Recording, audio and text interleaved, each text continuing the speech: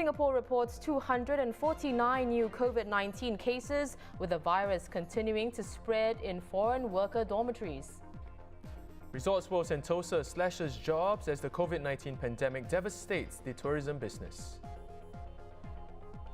And relief for many international students in US colleges after President Trump reverses plans to deport them.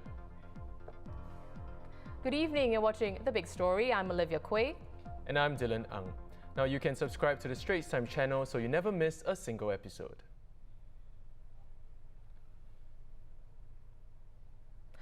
Well,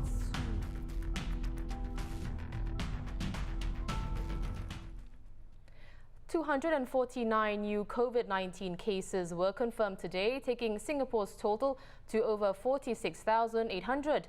They include 16 community cases, all of whom are work pass holders, and 4 were close contacts of earlier cases and already in quarantine.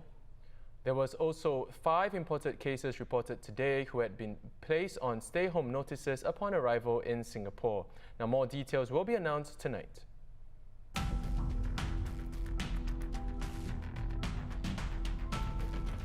In other Covid-19 developments, Hong Kong has brought in tougher social distancing rules to fight a spike of new infections, and a vaccine developed by US company Moderna is showing promising early results. Let's discuss all of this and more with Professor Teo Yik Ying, Dean of the Swee Hock School of Public Health at the National University of Singapore. Welcome back, Professor Teo. Now, infections in the foreign worker dormitories have been hovering between 100 and 200 new cases daily since the end of June, but rose to the 300s recently. So, while the numbers in the dorms aren't as high as the peak in April, they haven't fallen by as much as some, including yourself, had expected. Why is that, though? As much as I hope my previous prediction of 3 to 4 weeks in late May for the dorm situation to stabilize a lot more would come true, I'm very sorry that it didn't happen. And in fact, it will take a while longer for the dormitory situation to fully clear. And this is certainly something that many of us underestimated, that as we learn more and more about how the coronavirus is transmitted, we start to realize the implication to high density settings such as the migrant worker dormitories. 2 aspects I will talk about. Firstly, the number of foreign workers living in the dormitories, we know that is very high. And it is clear now that there are hidden reservoirs of infections that can happen within the community as well as in the dormitories. And especially when we know asymptomatic infections can potentially happen. While the majority of the dormitories have been isolated, the spread can continue within the dormitory if there are infected foreign workers who are asymptomatic or who are very mildly symptomatic. The second reason is that it comes back to the definition of the households. We know that the coronavirus is highly transmissible within a household unit. In the usual households in the community, we usually have between 3 to 6 members in each household. And we know that if one member of the household is infected, it is almost certain there will be other members in the same household that will be infected. In the dormitory, each room houses between 10 to 20 residents. And initially, we anticipate the spread will happen within the room to the residents within the same room. But because there are shared facilities as well, such as toilets, showers, wash basins, we know that such high touch points have been shown to contain potentially high viral load. So the definition of the household in a dormitory can now actually be an entire floor level, which may have 10 or more rooms. So coupled with the very recent evidence that the virus could be airborne, and now you imagine a household unit not with 3 to 6 members, but potentially 100 to 200 members. And this is really the reason why the spread in the dormitories is going to take a while longer to contain and to clear. Given the new wave of cases in countries like Hong Kong and also even in Australia, what lessons should Singapore draw from that? I think let's firstly recap what is happening around the world that it's worrying. We have Japan, Tokyo now reinstating its highest alert level, reimposing quite a lot of its restriction, particularly around clubs and workplaces. Hong Kong similarly reimposing restrictions, closing down Hong Kong Disneyland, gyms, bars, restaurants, bank and civil service people are reminded that if they can work from home, please do so. Australia, Victoria State, undergoing a 6 weeks lockdown. So I think this is exactly the situation that many countries in the world, even those with very good public health measures and systems, but yet we see that there will be this occasional recurrence of spread, and that's where you could see there will be a repeated closures that will be necessary. And this really reminds us that there is still an outbreak out there. And Singapore is still in the state of DORSCON orange. It is still happening. The spread is happening within Singapore. So what is happening in Japan, Hong Kong, Australia, South Korea can equally happen in Singapore. And I think this is the mindset that all of us have to get used to. We still need to stay cautious, and we need to be conditioned that there may be some closures that may happen even in Singapore. And preferably, we hope that this will be sector-based closures. Let's look outwards a little bit. Singapore and Malaysia are set to open a green lane for long-term pass holders and essential travellers next month. Will this lead to more imported cases and also a new wave of infections? So I certainly hope that it will not, because if we put in place the right measurements, the safe precautionary measurements, such as the ones that we currently have with China, requiring pre-travel testing, on-arrival testing, some degree of reporting and sticking to a specific itinerary, requiring people who are coming into Singapore to download Trace Together or to have a Trace Together token. I think these are important measures that will minimize as much as possible the risk of importations. The race is certainly on to find a vaccine. US firm Moderna announced that it will soon begin the final stage of human trials. How significant is this exactly, and what does it mean for the waiting time for a COVID-19 vaccine? So Moderna announced that its trial on 45 subjects successfully produced neutralizing antibodies on all 45 of them. And the neutralizing antibodies are the crucial building blocks to protect one against being infected by the coronavirus. So that's a piece of very good news. The second piece of good news is that we observe also this dose-response relationship, meaning people who receive a higher dose of the trial vaccine actually did produce a higher level of neutralizing antibodies. So those are two pieces of good news, and I can see from the stock markets that it was equally reflected with some very positive gains there. So while there is some good news today that we should definitely cheer about, realistically, there are still many steps ahead before people like you and me can get hold of a safe, effective vaccines that allow us to return to life before COVID-19 and definitely to the holidays that we are looking forward to. Well, thanks for your time as always, Prof. Teo. That was Professor Teo Yik Ying, who is the Dean at the Swee Hock School of Public Health at NUS.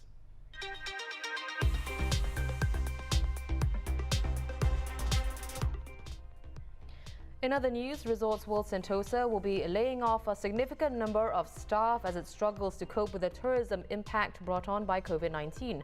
RWS didn't specify the retrenchment numbers but said in a statement today that all affected workers will get fair compensation and that the vast majority of local staff have been retained.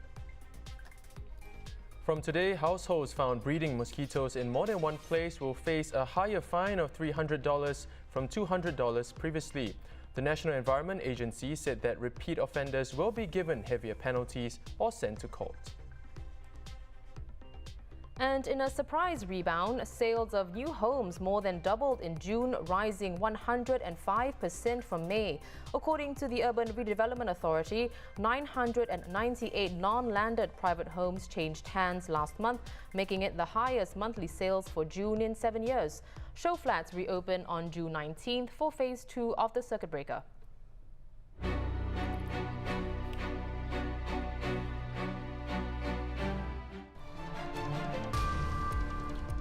Here's a look at the global headlines. The Trump administration has abandoned an attempt to force tens of thousands of foreign students to return home, following widespread condemnation and pressure from colleges and major businesses.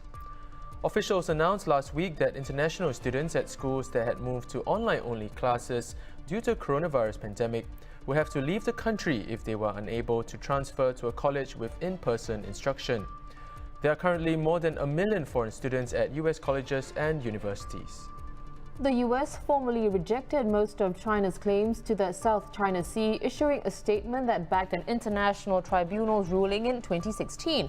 Secretary of State Mike Pompeo said that Beijing's claims to offshore resources across most of the South China Sea are completely unlawful and said it was a campaign of bullying. China quickly responded with an embassy spokesman stating the US had deliberately distorted both the facts and international law in its attempt to sow discord. Indonesia's capital, Jakarta, is mulling over whether to reimpose coronavirus restrictions as the daily number of new cases hit record highs. The city had eased restrictions in early June.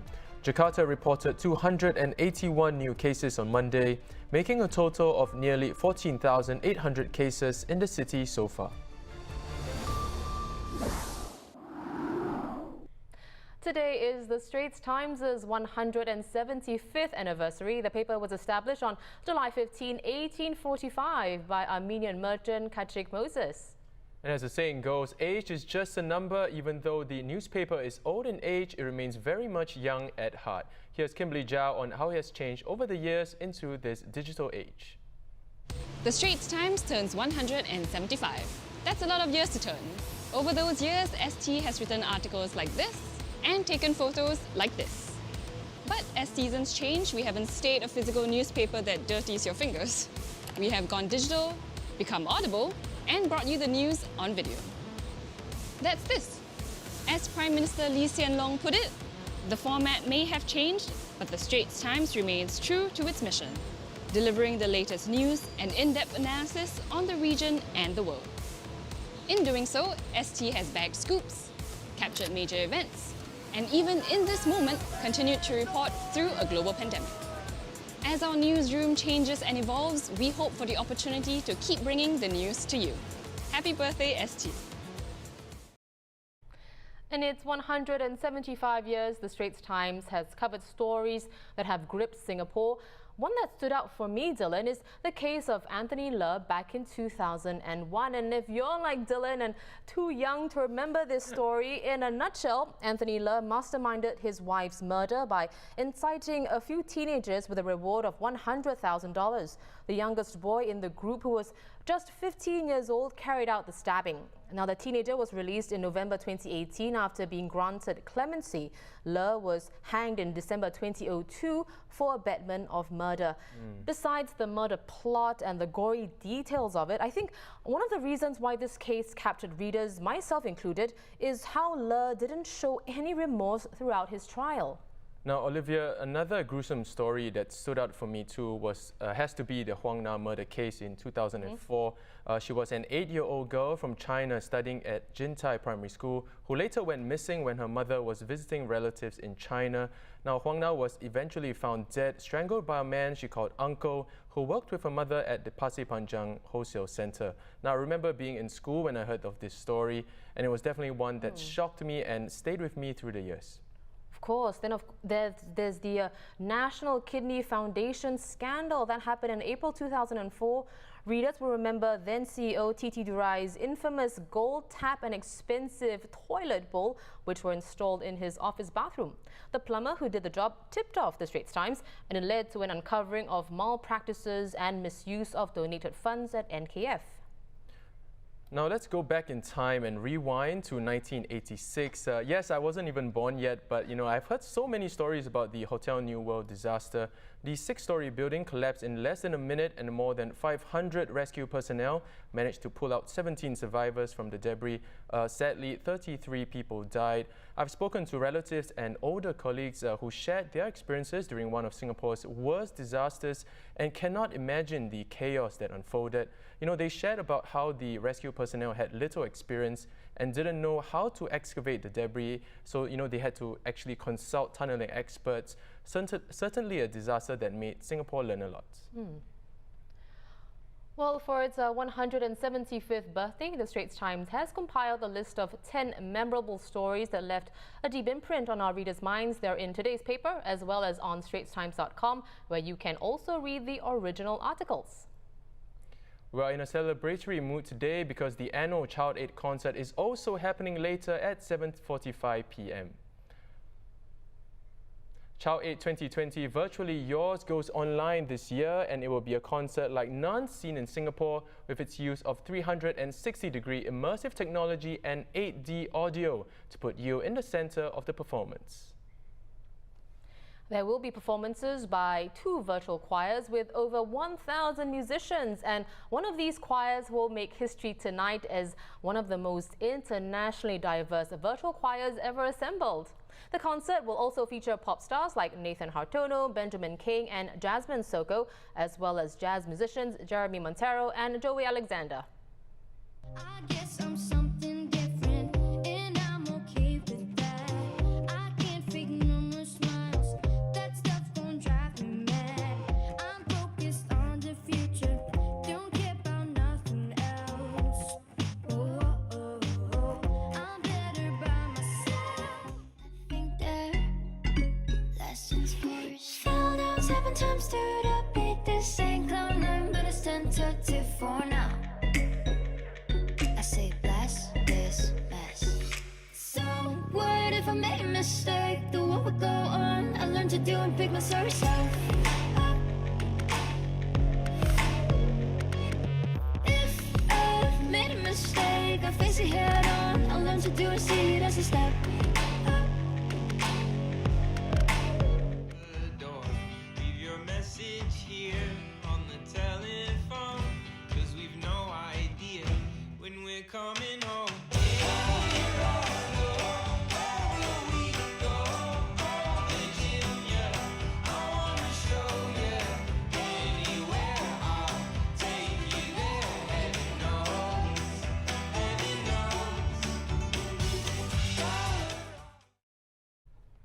Okay, ready to bop along to that concert as we were just doing. Child Aid 2020 Virtually Yours is organized by the Straits Times and the Business Times to raise funds for the School Pocket Money Fund and the Budding Artists Fund. You can watch and listen to it in a 360-degree sphere on the Facebook and YouTube channels of the Straits Times and the Business Times. It's also on our websites. Now tune in at 7:45 p.m. for special pre-show with Haryanto Diman. To inspire and uplift readers in this new COVID-19 reality, the Straits Times commissioned 30 works by local writers and artists. This was done with the support of the National Arts Council as part of the #SGCultureAnywhere campaign. Today we feature actor Erwin Shah Ismail, whose short film Views follows a protagonist whose human interactions have been reduced to digital communication during the COVID-19 pandemic. Have a look.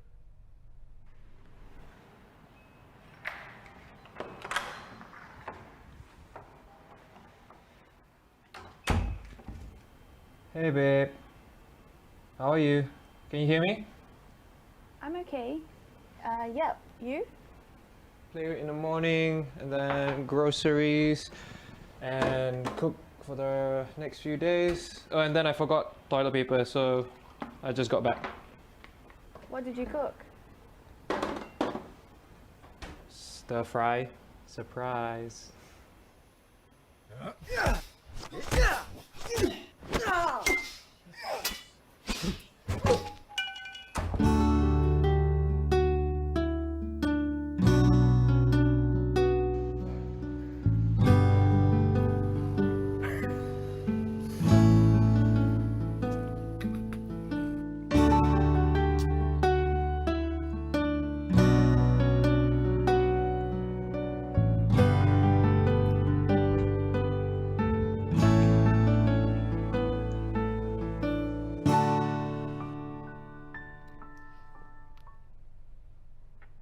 Erwin had to juggle the roles of scriptwriter, director and actor in Views, and we are pleased to be joined by the man himself. Welcome, Erwin. Now, for a start, could you tell us more about how Views came about?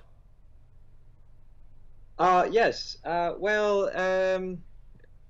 When I was called, or rather commissioned to do work, I was very much interested in making some sort of commentary on what I believe the theatre community was and is currently doing to keep ourselves occupied, healthy, and, well, emotionally sane during this pandemic. So I have been very inspired by my peers who have continuously shown great self-motivation during this difficult time. So for most of us, our routines have changed significantly, and these days we communicate and interact very differently, and I wanted to capture as much of that in the film.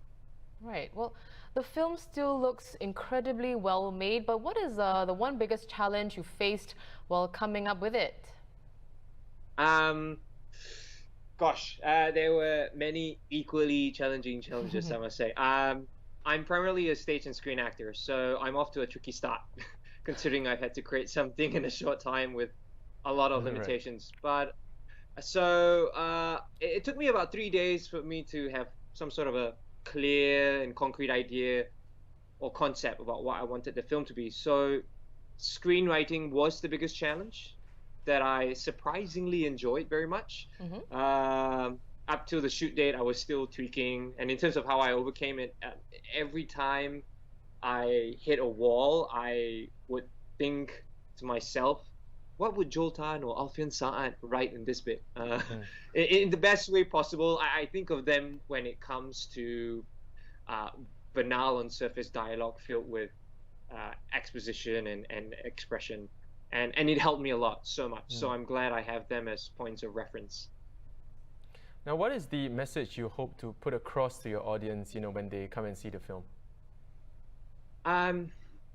Well, I consider myself an optimist, but unfortunately, I believe the old normal could be something of the past. So this new norm we speak of, not everyone is adjusting well. So I hope and wish that if there are viewers struggling to find the light at the end of the tunnel, to not give up and keep trying to find ways to make you happy, or at least contented to overcome this difficult time. There's always more than one way out of the tunnel, I would say.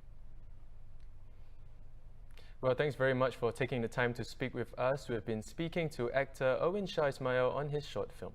You can see the other works in the 30 Days of Art with NAC series at this Straits Times website. Subscribe to our YouTube channel by hitting the red button below. Once again, I'm Dylan Ang with Olivia Quay. Join us tomorrow for more stories on A Big Story.